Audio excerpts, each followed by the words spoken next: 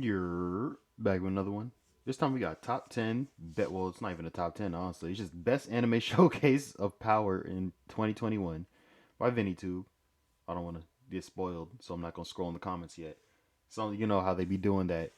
Number 9, Boku no Hero. Number 8, something else. I don't know. I just woke up. Yeah, I got a cut though. I got a cut, went back to sleep, woke up. So, yeah, I'm here recording. I got working a little bit, so let's get it popping.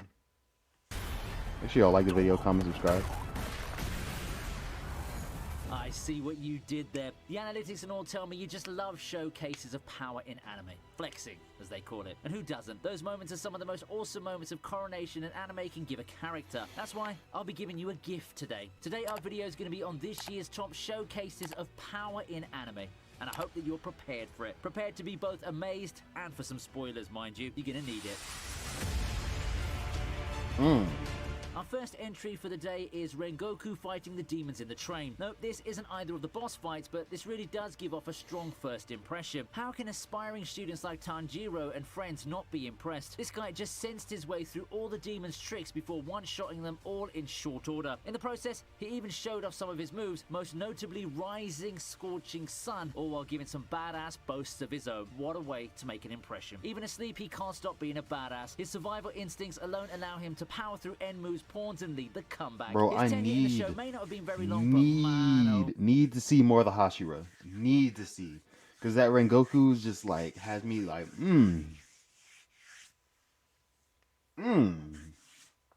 And did Rengoku make a very fiery impression in it, flexing and giving us some of the most visually spectacular fights ever in both cinema and TV anime? You'll be missed, Rengoku. Now, I want to know what an alternate timeline would have looked like where he survived and became another big mentor figure for Tanjiro. okay. This, yeah, it makes sense. Even before I watched the show, I was like, oh, that's power.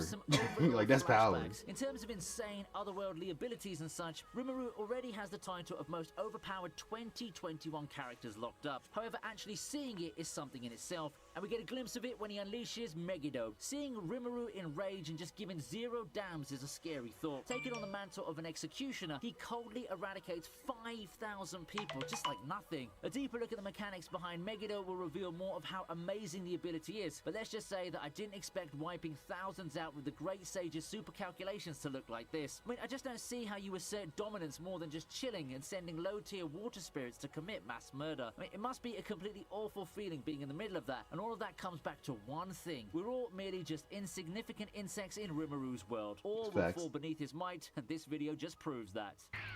Honestly, like, they really deserved it, though. So, I'm not even gonna, you know, they deserved it.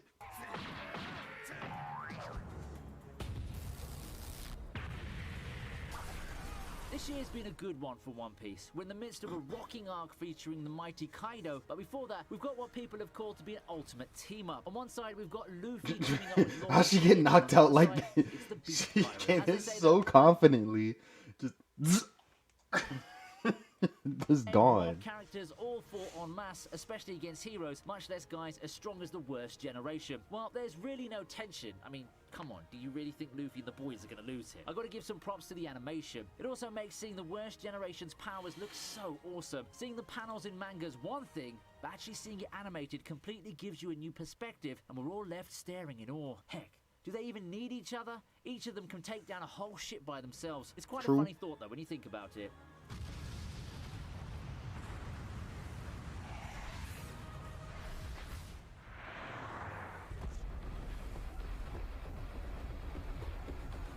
Castlevania, okay.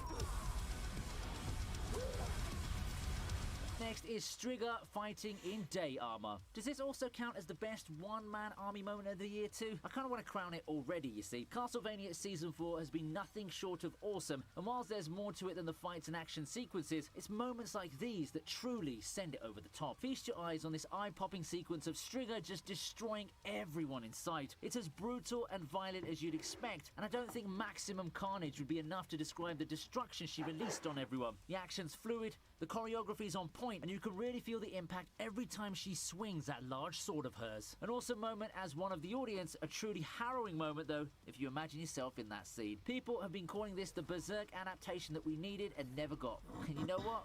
They're right.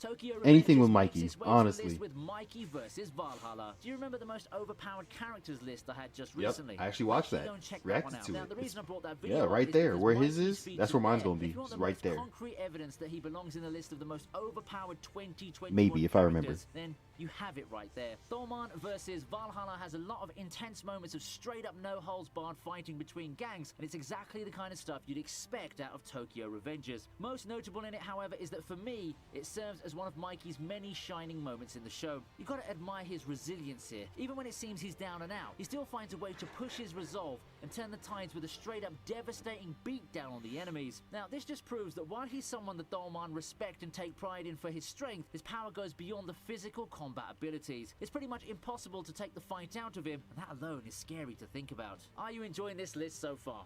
Yeah? Then make sure you hit the subscribe button. It helps the channel. Definitely. Y'all hit the subscribe button to both they channel and my channel. Just, you know, might as well.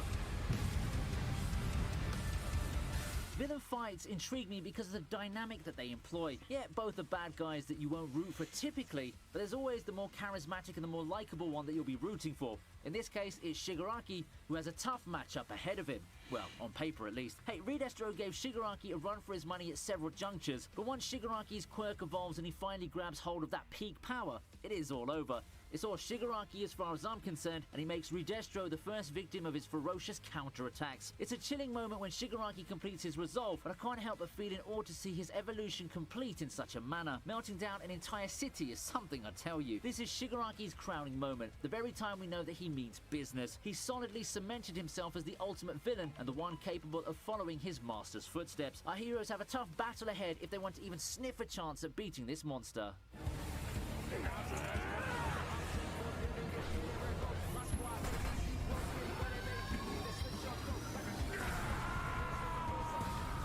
After that, we have Levi versus Zeke. Wait, is this the correct season? Hold on a sec. Yeah, it is indeed. Remember how Levi actually destroyed Zeke before? Yet the poor slob just keeps coming back for more, doesn't he? With a quite healthy dose of fear this time. And yet again, Levi flexes his power on Zeke almost effortlessly, in fact. This time, it's not a meticulous breaking down of Zeke like in Season 3. Zeke doesn't even want to fight Levi at this point, but you know, Levi doesn't care. While it's even less of a fight Zeke than before, really got it's still bodied, one though. hell of I'm a not gonna moment that lie. will get your heart racing. The image of Levi falling down unfazed before killing off his comrades turned titans is an underrated highlight for me. Unfazed and unworried, all he had was sorrow in having to solo destroy them all, and that he did. Levi is not the strongest soldier for nothing, and even after he's proven that again and again in so many instances, he hasn't lost his touch one bit. All the way to the final season, Levi remains a human super weapon, and that, my friends, is pure awesomeness.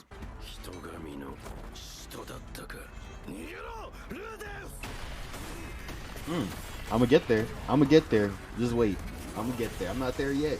How about Orsted just squashing Dead End like it was nothing? Yep, this belongs to the list, alright. One of the most gripping scenes in this season was of Rudius getting the donut treatment, and that's courtesy of Orsted's effortless destruction of the group. The fight itself is good, to be fair. You can enjoy the masterful animation of the group's futile struggles against the Dragon God, but I never really felt that Dead End had a chance. Nothing they did managed to as much as deal damage to Orsted, and he just swats everyone away like bugs. They never had a chance, and Orsted's more than happy to show that fact in their faces. Seeing the defeated Dead End after the fight was such a painful scene, and the fight, well, if you can call it that, did so much in building up hype over Orsted's power. You gonna stab a child like that? Finishing up the list is Hollow Purple. Anyone saw Jujutsu Kaisen become the hit of its season? I did, and it did so mostly because it brought something to the table. Something, you might say, that pushed Demon Slayer over the top. While it's no contest if you'll compare the two in terms of popularity, let's just say that amazing animation and jaw-dropping moments in a shonen series that's relatively easy to consume is a formula for success. Now I'm saying that because what I feel is one of the best moments of all in Jujutsu Kaisen came in the form of Gojo finally joining the fight with his spectacular Hollow Purple. This comes in the midst of Yuji and Todo having one superbly animated battle against Hanami. The fight's already really good, and I've talked about the insane animation of fight progression on another video, but having Gojo come in and finishing it with his show of power, man, it's just the series being given the justice that it deserves. What more can be said of Gojo's power after this moment? It's clear that he's the type of mentor who's not going to be jobbed out anytime soon just to feed some villain hype, and he's probably the strongest person on the side of good. Period. Do you think Hollow Purple is the flex moment of 2021? Share your thoughts in the comment section. I'd love to know your thoughts about this. Okay, okay. That was a solid list, honestly. I really had nothing against it. I couldn't say anything about it bad about it. I was like, yeah, it's a solid list. Shoot. I get okay. I really had nothing. Hope y'all enjoyed. Like, comment, subscribe. Watch Mushoku Tensei. I guess that's something I could say. Damn, this list really covered it all. Like they really did their thing with this. Oh, let's see. The Dragon God scene was so simple, brutal, but bad. Yeah, but badass. Impressive. Wow, they just all talking about Mushoku Tensei. Let's see, Rimuru, jaw dropping. Okay, one of the coolest parts, Shigaraki's fight. It's how the parallels Deku's earlier bouts. He breaks his limbs and embraces his ideals, no matter what the cost. We as a viewer were horrified by the very same beliefs we were inspired by in earlier seasons of the show. That's very thoughtful. Epic Mongoose, that's thoughtful. That's thoughtful right there.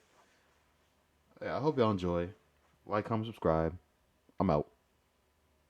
Peace.